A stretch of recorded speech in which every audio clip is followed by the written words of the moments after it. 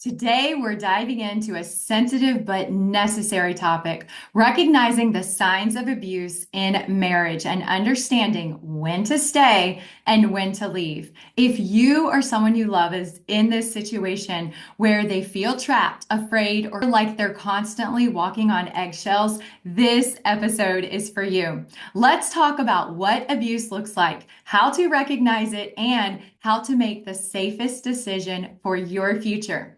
Now, if you are in an abusive marriage, know that you are not alone. It may feel like there's no way out or that you have to endure this pain, but I want you to know God does not want you to suffer, and you are worthy of love, respect, and safety. Healing and hope are possible. People are ready to support you on this journey.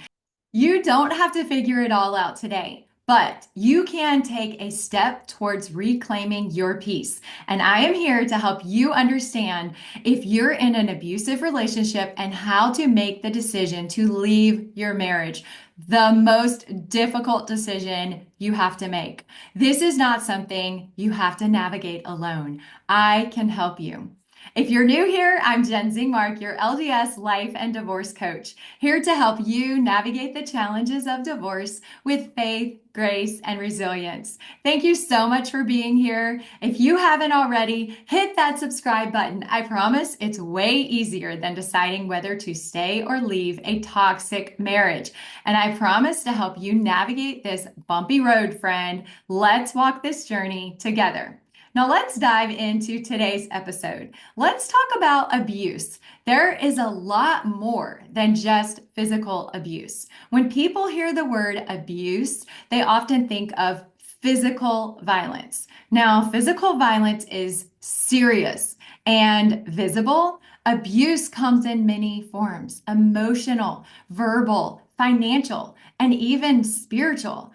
It is important to recognize that abuse is about control, manipulation, and power. It's not always about bruises or broken bones. Sometimes it's about being broken on the inside. So, this is such an important topic. There are signs of abuse. So, what does it look like? Let's talk about each type of abuse. The first one is physical abuse. Obviously, this includes hitting or slapping or pushing or any form of physical harm. It also includes throwing objects or breaking things to intimidate you. And physical abuse also includes blocking your exit to prevent you from leaving, or maybe blocking the access to your car, or even threatening harm to you or your children or your pets or even themselves. Let me give you an example of this. If your spouse grabs your arm super tight during an argument, maybe leaving a mark or bruise, and then later blames you for making them angry, this is physical abuse. The next type is emotional and verbal abuse. This type of abuse includes criticism, belittling, name calling. It also includes gaslighting, making you question your reality. Another harmful form of emotional abuse is stonewalling or the silent treatment as a form of punishment, or withholding affection as a form of punishment. It also includes embarrassment or humiliation in front of other people, or making you feel guilty for things outside of your control. An example of this is your partner constantly tells you that you're worthless and incapable, making you doubt your abilities and feel trapped. It is so harmful. Another form of abuse is financial abuse, where someone controls all the money and makes all the financial decisions, not allowing you to work or sabotaging your job efforts, or giving you an allowance and monitoring every expense you make. Using money to manipulate or control you in any way is financial abuse. So, an example of this would be your spouse refuses to give you access to your bank accounts that are shared, or demands every dollar that you spend be justified to them. Also, very harmful in a relationship. So let's talk about spiritual abuse. This is when someone uses religion to gain control or guilt trip you into staying in a relationship or manipulating you to do what they want you to do. Another way that this is used is by twisting scripture or prophetic teachings to justify their harmful behavior. This happened for me in my first marriage when my spouse would often say, it's your responsibility to forgive no matter what happens. You have hold the greater sin if you do not forgive. This is just not true. And you can choose to leave your marriage and still forgive that person. That doesn't mean you stay in the marriage. Another way that spiritual abuse is happens is when someone forces you to stay in a harmful situation under the guise of faith or honoring your faith. So, an example of this is a spouse tells you that leaving is a sin and that God will punish you for breaking that marriage covenant, even when you are suffering. It's another harmful abuse in a marriage. Another type of abuse that I see is sexual abuse. That's when someone forces or coerces sexual intimacy, they ignore boundaries or consent, or they use sex as a form of control or punishment when you don't do what they want or to get you to do what they want you to do. So, an example of this is the partner demands sex as a duty and threatens emotional withdrawal or even infidelity if you refuse.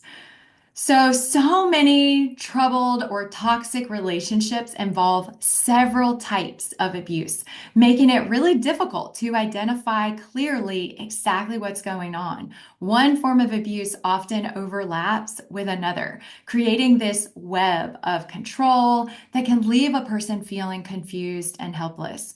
For example, emotional abuse may be accompanied by financial manipulation or physical abuse may come with spiritual guilt tripping.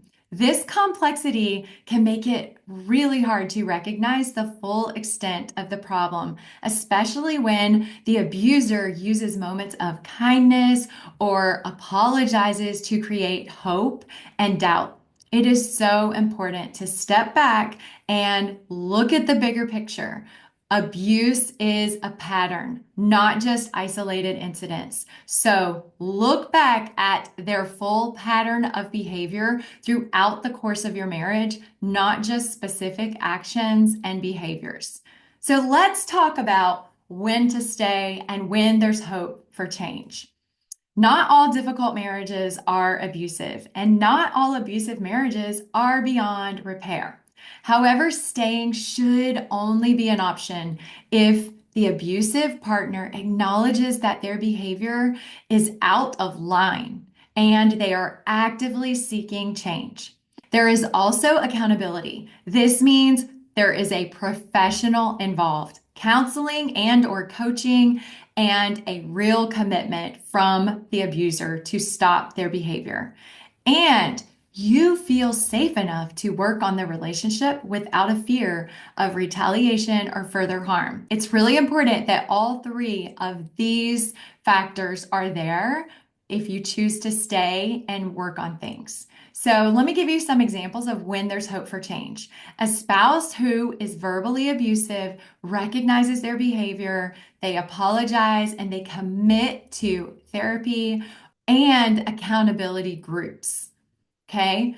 Another example would be a financially controlling partner recognizes their behavior is damaging and they work to share financial responsibilities fairly. There are active steps involved there. Another example would be a partner who has used emotional manipulation gets counseling or coaching, and then they take ownership of their actions without excuses or reminding by their spouse. Okay? These are obvious ways that you can see that there are actions being taken that show they're invested in the relationship and they're working to make repairs. Now, when to leave, when you need to protect yourself and your future. First of all, and most importantly, if you are in danger and your well being is at risk, or if the abuse is ongoing and there's no signs of accountability or change, leaving is not just an option, it is a necessity. You deserve to be safe respected, and free from fear. So if you are fearful of being harmed, then you need to get in a safe place and get out of this relationship. So let me give you some examples of when this might happen. A spouse continues to use physical violence even after promising to change, or a partner refuses counseling and continues to manipulate or degrade you, or maybe they promise they will get help or they will go see a therapist or a coach and they never do.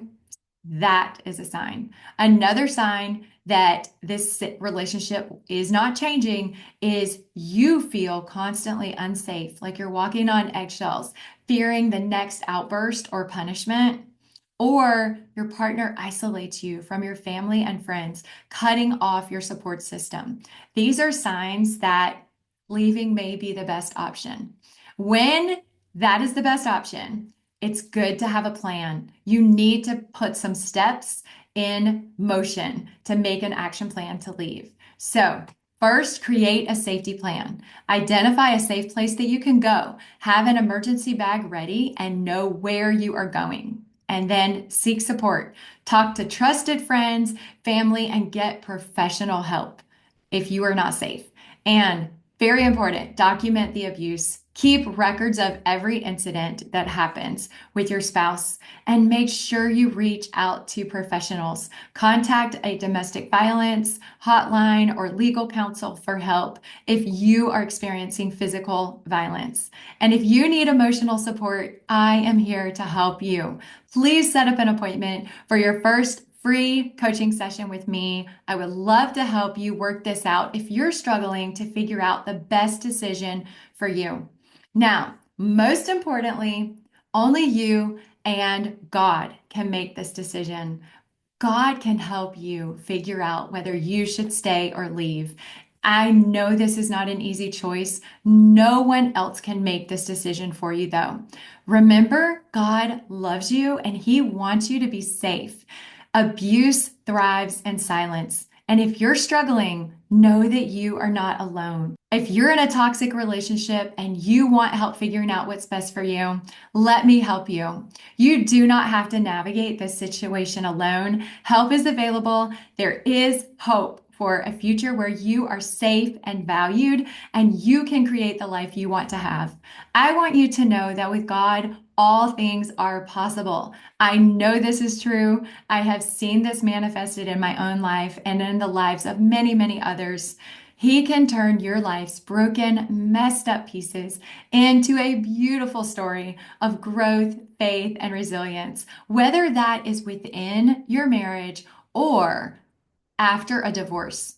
The Lord will never leave you alone to make this decision, or as you're navigating this, if you turn to Him and rely on Him, He will help you make this decision and follow through with it and into the future that is better for yourself, for your children, and for generations to come. Joy seekers, you are stronger than you know, and you are not alone. You can navigate this difficult road and create a beautiful, faith-filled life for yourself and your family. Your future is yours to create. So don't limit yourself. Get help if you are struggling in a toxic relationship. And if you're still here, I know this topic means something to you. So give this video a thumbs up and let me know one thing that you learned today in the comments below. And hit that subscribe button. Subscribing is like setting boundaries. It's a small action that makes a big impact in your life. Until next time, keep seeking joy and holding on to your faith and moving forward confidently. You've got this. I'm cheering for you and here to help you every step of the way. Bye, y'all.